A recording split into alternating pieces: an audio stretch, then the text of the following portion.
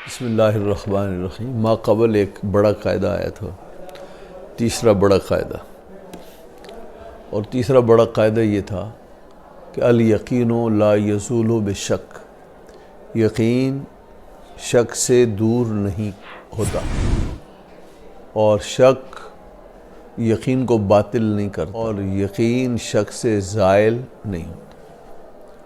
اس کے تحت حضرت مؤلف نے فرمایا تھا کہ چند قواعد پر یہ قاعدہ مشتمل ہے۔ ان میں سے پہلا قاعدہ تھا الاصل بقاء ما کان علی ما کان، موجودہ حالت کو پچھلی حالت پر محمول کیا جائے گا۔ یہ پہلا قاعدہ ضمنیہ پہلا۔ اس کے بعد دوسرا قاعدہ ضمنیہ تھا الاصل براءۃ ذمہ، اصل یہ ہے کہ انسان ذمہ داری سے اس کو بری سمجھا جائے گا جب تک کہ ذمہ داری پر اس پر عائد ہونے کی کوئی دلیل موجود نہ ہو۔ تو یہ جو دوسرا قاعدہ ضمنیہ ہے کہ الاصل براءۃ ذمہ، انسان کا بری و ذمہ ہونا اصل ہے، اس کے تحت انہوں نے ایک اور تفریح بیان کی تھی۔ وہ یہ کی تھی کہ اگر کوئی شخص یہ کہے کہ فلاں کا مجھ پر کچھ ہے، یا یہ کہے کہ فلاں کا مجھ پر ایک حق ہے، تو الانسان ماخوذ بقراری، انسان اپنے اقرار سے پکڑا جاتا ہے۔ تو اس سے پوچھا جائے گا کہ پھر اس سے کہا جائے گا کہ حق ادا کر۔ یہ کہا کہ لفلان علی حق، لفلان علی شیء، فلاں کے مجھ پر کچھ آتا ہے یا فلاں کا مجھ پر حق ہے، تو پھر اس سے کہا جائے گا کہ وہ حق بیان کر۔ تو اب حق میں اگر وہ ایسی چیز کا ذکر کرے جو بالکل بے قیمت ہے، تو یہ کہا جائے گا یہ راہ فرار اختیار کر رہا ہے، یہ بھاگنا چاہتا ہے اپنے اقرار سے، اور بھاگنے تو نہیں دیں گے اس کو۔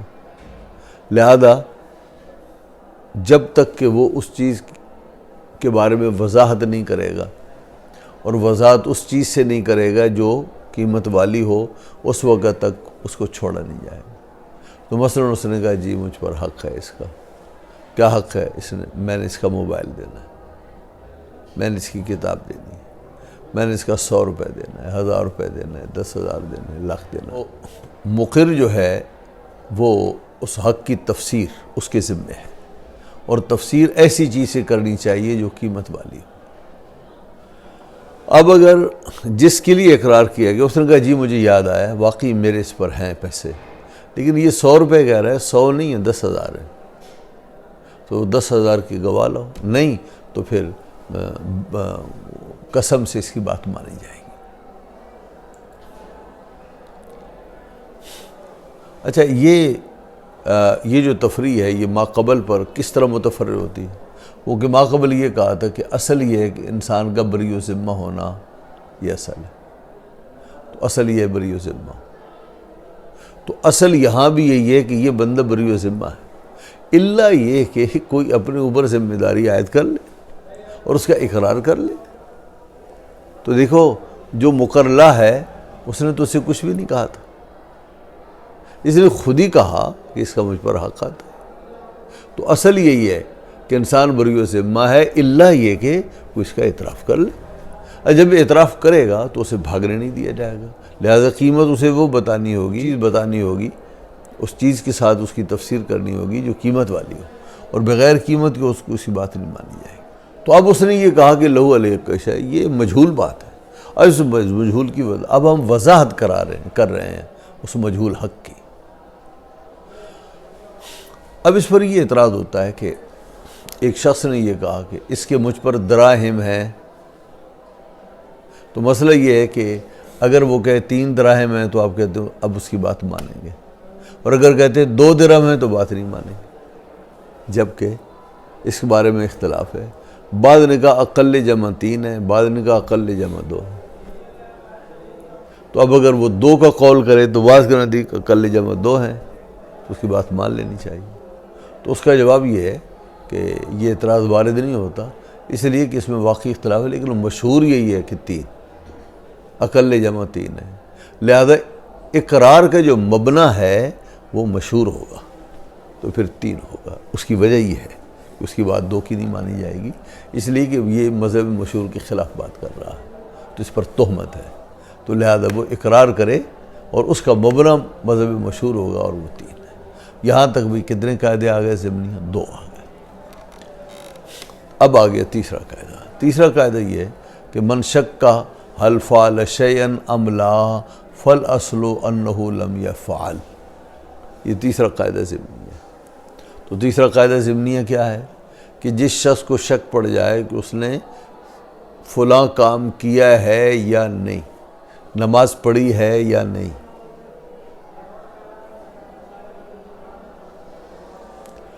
تو مسئلہ یہ ہے کہ اصل یہ ہے کہ اس نے کام نہیں کیا، اصل یہ ہے کام نہیں کیا، تو پھر کہا جائے گا کر۔ تو اصل یہ ہے کہ اس نے نماز پھر نہیں پڑھی، تو اسے کہا جائے گا نماز پڑھ۔ بات سمجھ میں آئی ہے؟ اب یہ دیکھیں کہ جو پہلے قاعدہ پڑھا تھا بڑا، وہ کیا تھا؟ وسیع قاعدہ کہ الیقین لا یزول بشک، یقین شک سے زائل نہیں ہوتا۔ تو شے میں اصل عدم ہے، کہا جائے گا نا اس نے یہ کام کیا، تو اس کا مطلب یہ ہے کہ پہلے عدم تھا جبھی تو کیا، تو اصل عدم ہے۔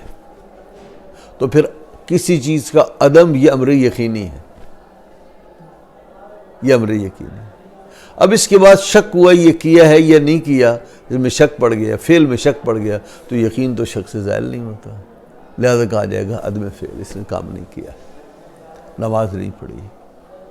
کہتے ہیں اس میں ایک اور قاعدہ بھی ہے، یہ ایک قاعدہ ہے کیا کہ شک پڑا کہ اس نے یہ کام کیا ہے یا نہیں کیا، تو اصل یہ ہے کہ کام نہیں کیا، اور اسی میں ایک اور قاعدہ بھی داخل ہے کیا؟ من تیقن الفعل وشک فی القلیل والکثیر حمل علی القلیل لانہ المتیقن، کہ ایک آدمی کو فعل کا یقین ہے، پہلے کیا تھا؟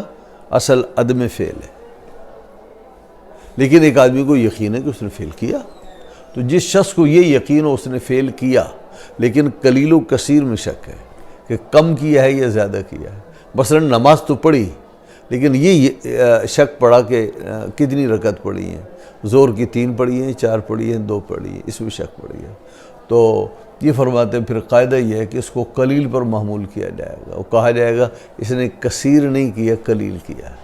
اچھا قلیل پر کیوں محمول کیا جائے گا؟ اس لیے کہ جو قلیل ہے وہ متیقن ہے، اس لیے کہ 3 اور 4 میں اختلاف ہو گیا، تو اس کا مطلب ہے 3 تو یقینی ہے نا، اگر 3 یقینی نہ ہوتا تو پھر 3 اور 4 بھی کوئی شک پڑتا، پھر 3 اور 2 میں شک پڑتا، تو 3 یقینی ہے، اور الیقین لا یزول بشک، یقین شک سے زائل نہیں ہوتا، لہذا 4 میں شک پڑا تو اس کا مطلب یہ ہے کہ 3 ہی پر ہم اس کو معمول کریں گے، اور کہیں گے 3 رکعت ہی پڑھی ہے، تو 1 رکعت اور پڑھ لے گا۔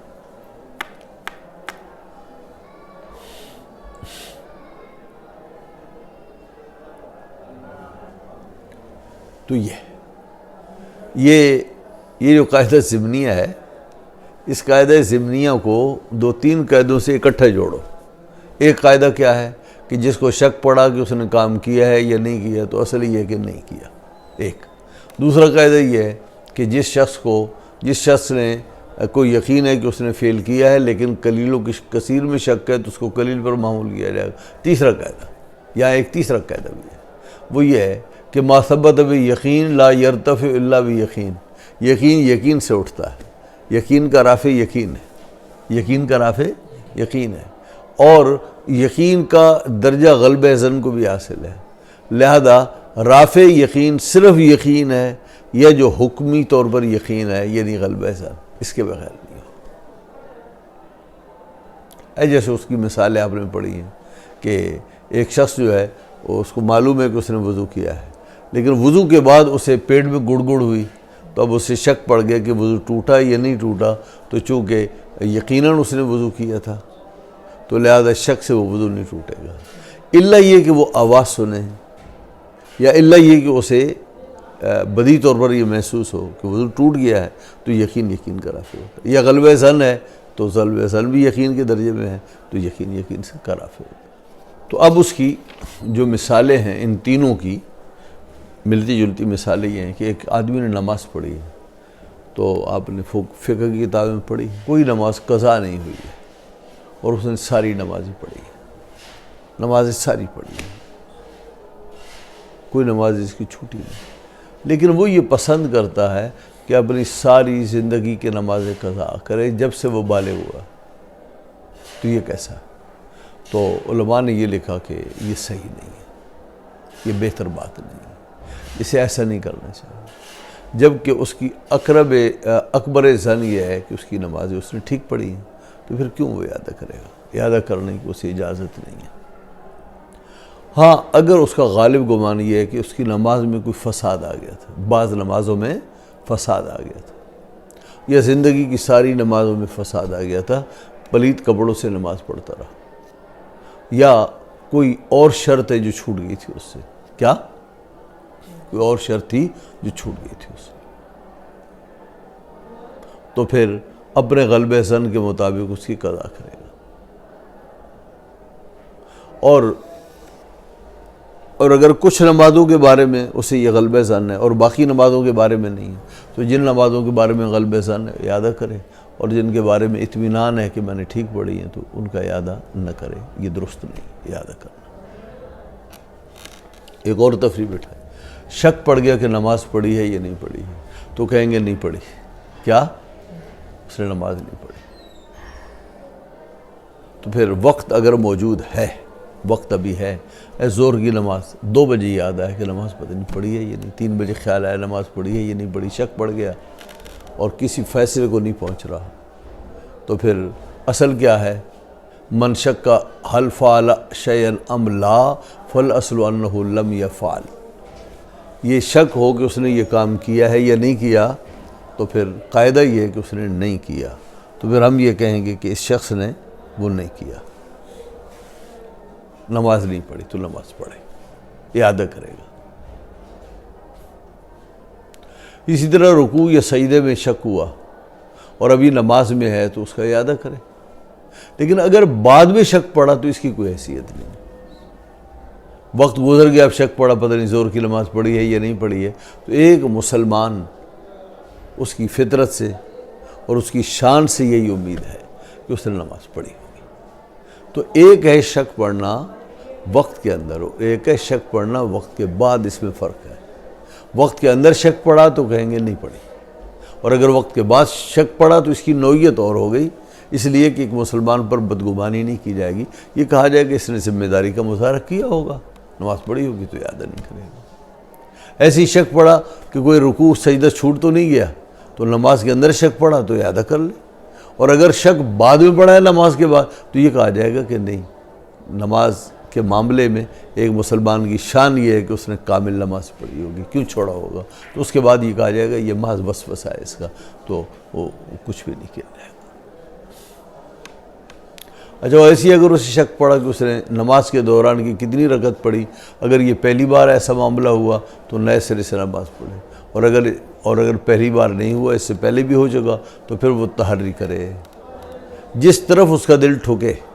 مثلا وہ کہتا ہے میں نے 4 ہی پڑھی ہیں، یہ 4تھی رکعت میں پڑھ رہا ہوں، یا یقین ہے کہ 3ری پڑھ رہا ہوں، تو پھر 3ری پڑھی جائے گی، 3ری سمجھی جائے گی۔ ذرا سا خفیف سا رجحان جو تھا اس کا، ذہن جو تھا وہ اس طرف تھا کہ میں یہ 2ری رکعت پڑھ رہا ہوں، لیکن زیادہ گمان یہ ہے کہ 3ری ہے، یہ یقین ہے کہ 3ری ہے تو پھر 3ری ہو۔